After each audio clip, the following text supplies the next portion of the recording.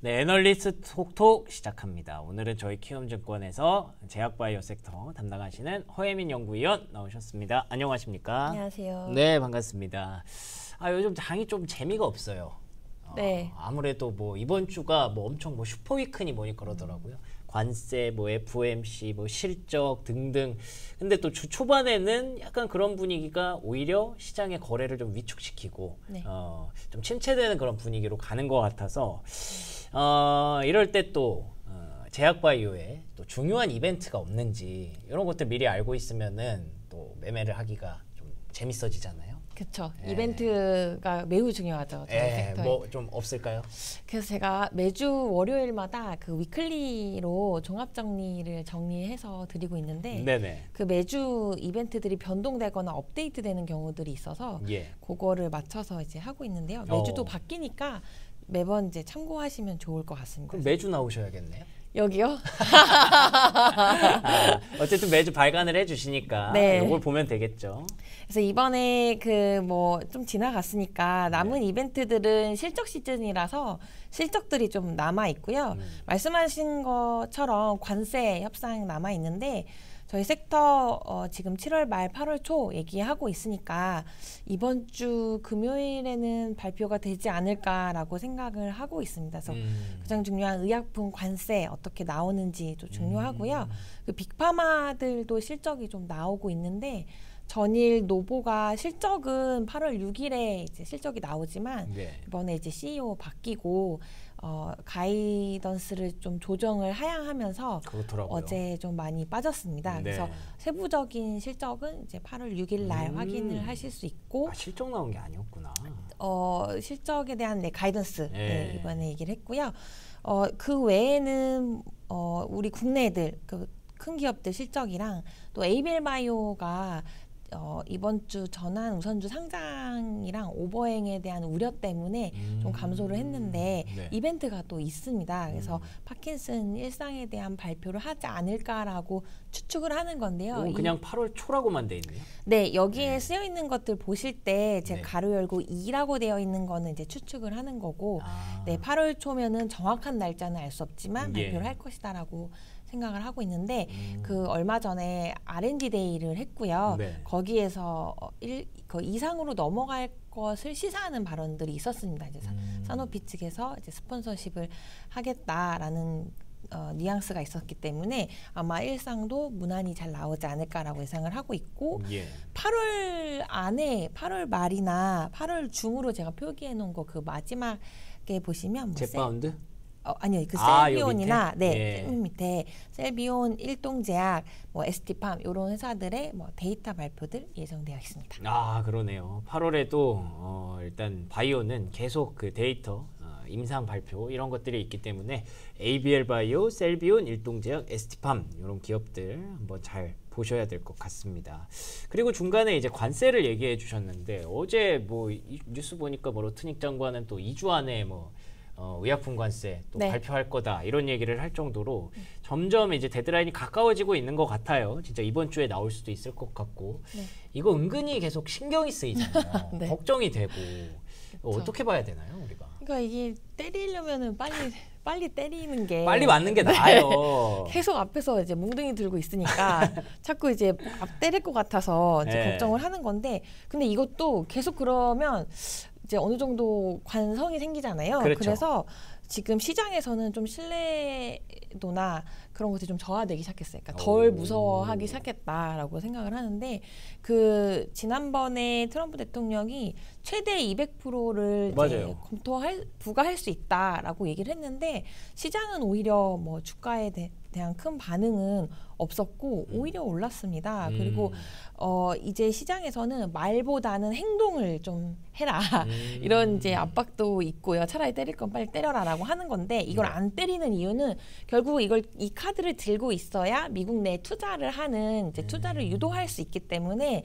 계속해서 이제 유도를 하려고 그러니까 리쇼어링 유도하려고라고 하더라고요. 네네. 네. 그래서 이번에 얘기한 것도 1년에서 1.5년 유예 기간을 이제 얘기를 했고요. 왜냐하면 투자할 때 검토랑 시간 그 증설하는데 시간이 좀 걸리니까 네. 그거를 이제 이해하면서 시장에서는 그럼 1년에서 1년 반 정도는 크게 걱정을 안 해도 되는구나라고 이제 생각을 하고 있는 건데 그런데 어제하고 최근에 이제 유럽에서 의약품 관세 15% 부과를 그것도 말이 많던데. 말이 많았죠. 예. 이거를 하느냐 안 하느냐 입장차가 있었고 예. 트럼프 행정부에서는 합의문에 포함이 되지 않았다라고 했는데 EU에서는 포함이다. 왜냐하면 200% 맞는 것보다는 차라리 그쵸. 15% 맞는 게 낫다 보니까 포함이다라고 얘기를 했는데 결국은 이제 백악관에서 15% 부과라고 이제 홈페이지에 올려졌습니다. 그래서 그게 올려지고 나서 EU 제약 로비 단체에서는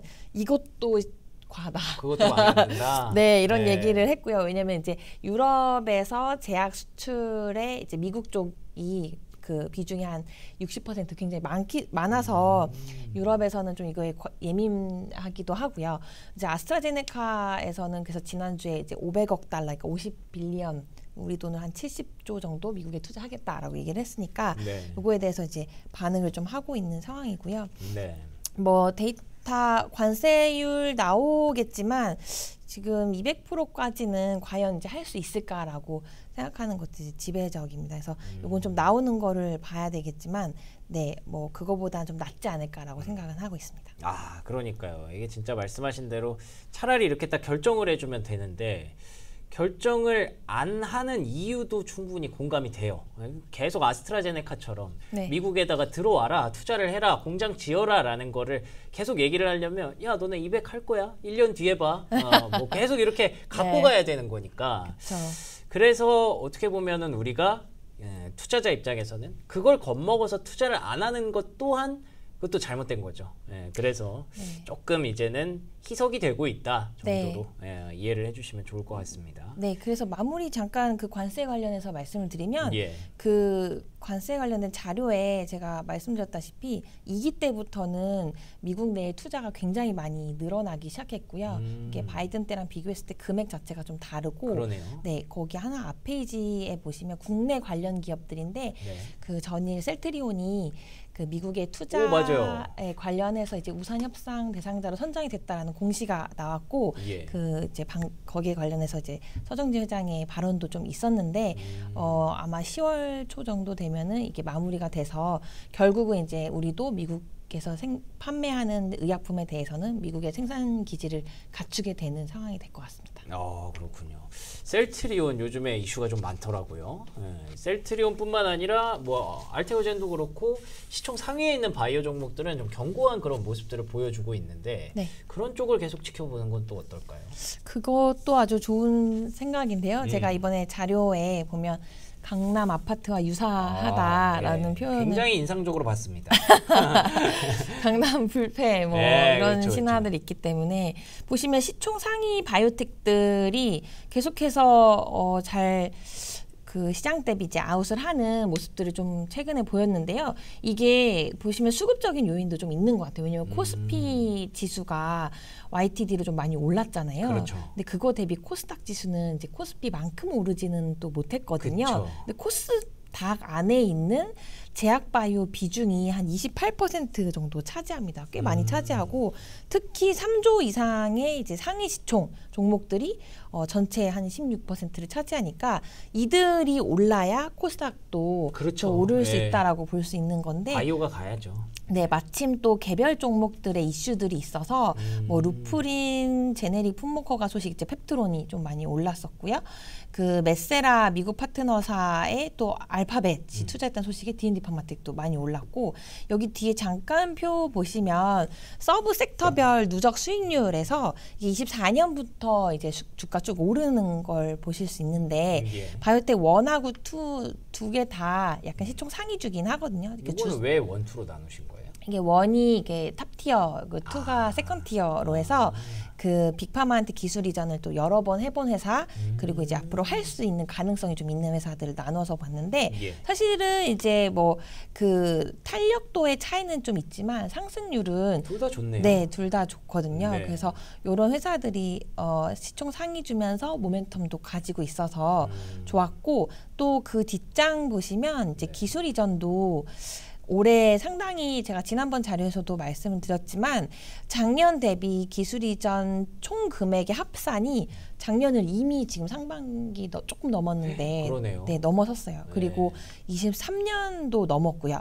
22년도 넘었는데 21년도가 코로나 버블 있었을 때거든요. 하겠는데요? 네, 여기로 지금 향해 가고 있거든요. 여기서 네. 추가적으로 더 나올 수도 있고 지금 빅파마들하고 파트너십도 좀 여러 건 나오고 있어서 모멘텀도 상당히 좀 잘 받쳐준다라고 생각을 하는데 근데 보시면 사실 이게 뭔가 편하지 않을 수 있거든요. 이제 펀더멘탈리스트들이나 이렇게 봤을 때는 아직 금리가 또 충분히 낮은 상황은 아니고 네. 이게 전 세계적으로 바이오가 호황이라고 또 보기도 어렵거든요. 특히 미국은 아시아 지역은 조금 다르지만 그래서 이게 온기가 이제 충분히 상위 빅파마 그러니까 빅바이오텍 외에 더 밑으로 내려가고 있지는 않은 상황이에요. 그래서 아마 이런 불확실성 때문에 더 탄탄하고 시총 상위 주면서 모멘텀 있는 회사들로 좀 모이는 것 같지만 그래서 이제 이런 회사들은 당분간은 이제 수급 쏠림이나 그 모멘텀들 때문에 계속해서 이제 좀 저는 긍정적인 흐름을 이어갈 거다라고 보는데요. 단 관세로 인해서 인플레이션 우려가 발생하면서 금리가 상승한다든지 혹은 펀더멘털에 대한 우려 요소가 발생하지 않는 이상은 계속해서 좋을 거다라고 생각하고 있는데 이 요소들을 이제 하반기부터 해서는 면밀히 좀 관찰해 볼 필요가 있고 왜냐하면 많이 올랐기 때문에 상승 피로도도 누적이 되고 있거든요. 그래서 이런 것들을 좀 같이 보실 필요가 있고 향후에 모멘텀 기술 이전 모멘텀이 또 소진되거나 뭐 밸류에이션을 계산하는 시기도 도래할 수가 있거든요. 지금은 모멘텀만 보고 있지만 결국 이제 숫자가 나오게 되면 이런 것들도 보기 때문에 이런 것들을 이제 향후에 단기는 아니지만 중장기적으로는 관찰할 필요가 있다고 생각하고 있습니다. 아, 그렇죠. 일단 코스닥이 코스피에 비해서 못 갔기 때문에 시총 상위주들을 끌어올려야 이게 갭이 줄어든다는 측면에서 가는 거는 충분히 인정을 하는데 근데 이거 또 올려놓으면 나중에는 또 그래서 이거 증명할 수 있어? 이렇게 잣대가 들이밀어질 수 있기 때문에 그때는 또 불안해질 수 있다는 측면에서 또 잘 트레이딩을 잘 해야 될 것 같습니다. 굉장히 어려운 말이기는 한데요. 그 외에 그러면 조금 편하게 볼 수 있거나 아니면 새롭게 등장하거나 뭐 이렇게 좀 핫한 종목 뭐 그런 것들도 있을까요? 있죠. 신규 상장 종목들 굉장히 좋습니다. 알짜입니다. 왜냐하면 지금 그 심사 기준이 이제 거래소를 통과하는 게 굉장히 까다롭고 어려워요. 근데 비상장 쪽에서도 정말 그 이걸 통과한 업체들은 일단 펀더멘털이 우수하다라고 볼 수 있거든요. 그래서 펀더멘털이 우수한데 지금 밸류에이션도 굉장히 보수적으로 산정되는 경향이 있어서 이렇게 올라오는 회사들은 초기 상장 초기에 밸류에이션 부담이 낮을 때 한번 주목해 볼 필요가 있고요. 이런 종목들은 지금 아마 G2G 바이오가 제가 여기 자료 작성했을 때 이후에 변동은 그 한번 투자 심사 보고서 그게 이제 변동이 되면서 수요 예측도 이제 31일까지로 이제 변했고 아마 상장일도 이제 8월 중순으로 이제 변했을 건데 뭐 G2G 바이오가 이제 상장하게 되고요. 이후에 지금 심사 중인 종목 중에는 이미 릴리랑 계약을 했던 알지노믹스. 릴리랑 계약을 이미 했어요? 네, 이미 하고 올라오는 회사입니다. 근데 밸류에이션은 아직 나오진 않았지만 뭐 어느 정도로 올라오는지를 좀 보실 필요도 있을 것 같습니다. 아, 좋습니다. 릴리랑 계약했는데 아직 상장이 안 됐고 이제 조만간 들어올 수 있다라고 하니까 관심이 또 가네요. 아, 제약바이오 참 고민이 많은 섹터입니다. 말씀해주신 대로 금리도 그렇게 낮지 않고 그런데다가 이제 관세도 계속 매긴다고 하고 미국에서는 뭐 규제 이슈 때문에 헬스케어 섹터가 잘 가지도 못해요. 근데 또 국내에서만 따지고 놓고 보면 분명히 가는 종목들은 또 제 역할을 해주고 있단 말이죠.